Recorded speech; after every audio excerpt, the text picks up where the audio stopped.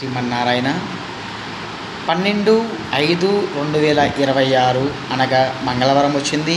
ఎంతో శుభప్రదమైనటువంటి రోజు. హనుమాన్ జయంతి కూడా వచ్చింది.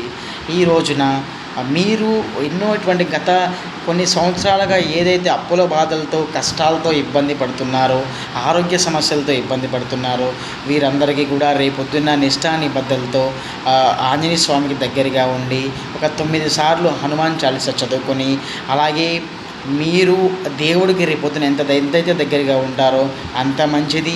మీ జాతకంలో మీ ఎటువంటి దోషాలు ఉన్నా కూడా విముక్తి అవుతుంది.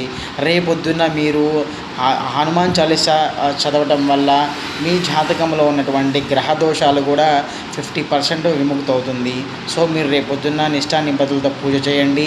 మీ దగ్గరలో హనుమాన్ టెంపుల్ ఉంటే ఒకసారి ఆంజనేయ స్వామి వారి దగ్గరికి వెళ్ళి మీ బాధలు చెప్పుకొని ఆ స్వామివారి చుట్టూ ప్రదక్షిణ చేసుకుని నిష్ఠా నిబద్ధతతో పూజ చేయండి. అన్నీ తప్పక నెరవేరుతాయి.